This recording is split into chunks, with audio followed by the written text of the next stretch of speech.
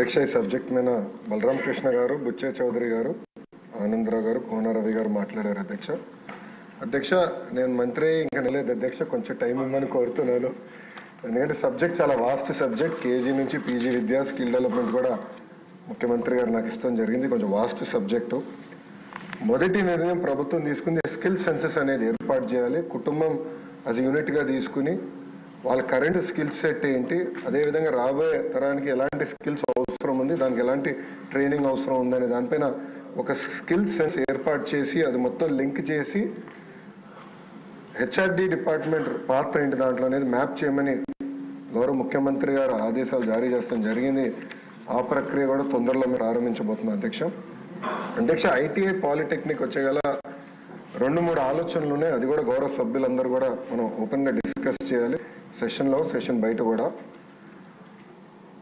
టాటాల్ని సంస్థలు అడాప్ట్ చేసి మార్కెట్ కావాల్సిన లింకేజ్ మేము చేయగలుగుతాం అనేది ఒక వర్షన్ ఉంది. రెండోది, మన రాష్ట్రం నుంచి అనేక పారిశ్రామికవేత్తలు ఉన్నారు. ఒక్కొక్కరు ఒక ఫీల్డ్, అంటే ఫార్మాలో కానీ మ్యానుఫ్యాక్చరింగ్ ఇండస్ట్రీ, డైరీలు అనేక రంగాల్లో కూడా అద్భుతమైన పారిశ్రామికవేత్తలు ఉన్నారు. వాళ్ళు కూడా ముందుకొచ్చి ఐటీఐ పాలిటెక్నిక్ మేము దత్తకు తీసుకుంటాం, మెరుగైన విద్యను మేము అందిస్తాం, ఇండస్ట్రీకి ఏది కావాలో అది మేము లింకేజ్ మేము ఏర్పాటు చేస్తామని వాళ్ళు చెప్తాం జరిగింది. సో అది కూడా మేము డిస్కషన్లో ఉంది అధ్యక్ష. దానిపైన కూడా తొందరలోనే ఒక నిర్ణయం మేము తీసుకుంటాం. వాస్తవ అధ్యక్ష, ఇన్ఫ్రాస్ట్రక్చర్ ఫెసిలిటీస్ మెరుగుపరచాల్సిన అవసరం ఉంది అధ్యక్ష. ఐటీఐకి వచ్చేగల దాదాపుగా 44 కోట్ల రూపాయలు అవసరం ఉంది. పాలిటెక్నిక్ వచ్చేగల 50 కోట్ల రూపాయలు అవసరం ఉంది అధ్యక్ష. అది గౌరవ ముఖ్యమంత్రి గారితో మా రివ్యూ మీటింగ్ ఆగస్టు మొదటి వారంలో ఉంది అధ్యక్ష. అది గౌరవ ముఖ్యమంత్రి గారి దృష్టికి తీసుకెళ్ళి తప్పనిసరిగా దీని ఎట్లా రిపేర్స్ మెయింటెనెన్స్, కొత్త భవనాలు కట్టే లోపల ఉన్న భవనాలకి ముందు రిపేర్స్ మెయింటెనెన్స్ చేసి దాంట్లో అడ్మిషన్స్ ఎలా పెంచాలనే దానిపైన తప్పనిసరిగా మేము గౌరవ ముఖ్యమంత్రి గారితో కూడా మేము చర్చిస్తాం అధ్యక్ష. ఒకసారి మనం చూస్తే డాక్టర్ బిఆర్ అంబేద్కర్ కోనసీమ జిల్లాకి వచ్చేగల పాలిటెక్నిక్ ఒకటి ప్రభుత్వ పాలిటెక్నిక్ ఉంది అధ్యక్ష, 5 ప్రైవేట్ ఉన్నాయి అధ్యక్ష. అదేవిధంగా ఐటీఐ వచ్చేగల ప్రైవేట్ ఐటీఐలు ఒక 15 ఉన్నాయి అధ్యక్ష. ఓవరాల్ రాష్ట్రంలో 88 ప్రభుత్వ పాలిటెక్నిక్లు ఉన్నాయి, 174 ప్రైవేట్ పాలిటెక్నిక్లు ఉన్నాయి అధ్యక్ష. అడ్మిషన్ కానీ ఒక్కసారి చూస్తే ప్రభుత్వ పాలిటెక్నిక్లో 61% అధ్యక్ష, ప్రైవేట్లో 40% అధ్యక్ష.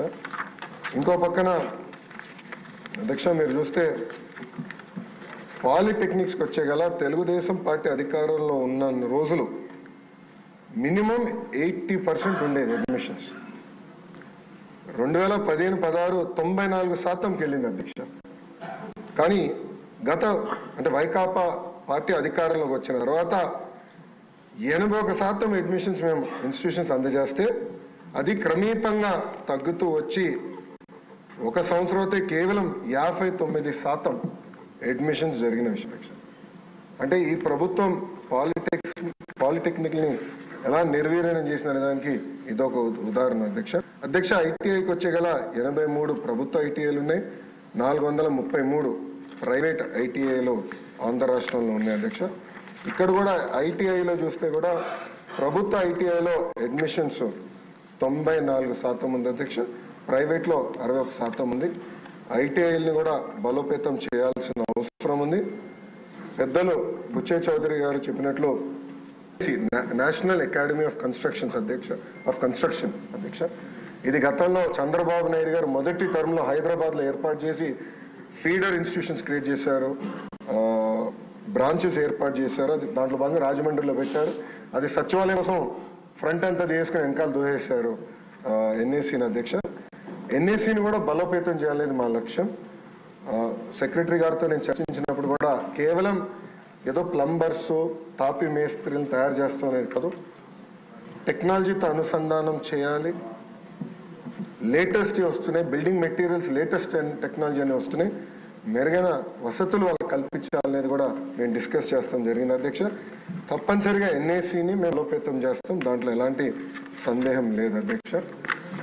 అదేవిధంగా కొత్త ఐటీఐలు ఏర్పాటు చేస్తే బాగుంటుందని పెద్దలు కూడా కోరారు. చాలా మంది కూడా నాకు లెటర్ కూడా ఇస్తాం జరిగింది అధ్యక్ష.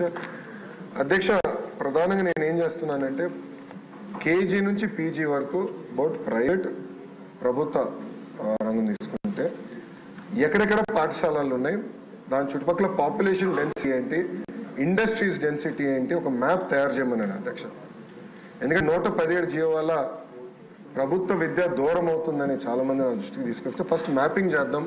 మనకున్న 45,000 ప్రభుత్వ పాఠశాలని మ్యాప్ చేయండి, పాలిటెక్నిక్ ఐటీఎల్ మొత్తం మ్యాప్ చేసి డెన్సిటీ ప్రకారం ఎక్కడ అవసరం ఉంది, ఇండస్ట్రీ ఎక్కడ రాబోతుంది. ఎందుకంటే చంద్రబాబు నాయుడు గారు ఒక్కొక్క జిల్లాకు ఒక్కొక్క ప్రాధాన్యత ఇచ్చారు, ఈ ఇండస్ట్రీ ఈ జిల్లాకు రావాలి, అది కూడా బేరీ చేసుకుని అవసరమైన వరకు ఐటీఐ పాలిటెక్నిక్ కూడా ఏర్పాటు చేయాలని ఒక నిర్ణయం తీసుకుంటాం జరిగింది. కూన రవి గారు ఒక ప్రశ్న అడిగారు అధ్యక్ష, గతంలో ఎప్పుడు ఐటీఐ కేటాయిస్తాం జరిగింది, ఎప్పుడు ప్రారంభిస్తారని అడిగారు అధ్యక్ష. ఆ వివరాలు కనుక్కుని తప్పనిసరిగా మెంబర్ గారు డైరెక్ట్ గా వివరాలు నేను తెలియవచ్చు. Thank you.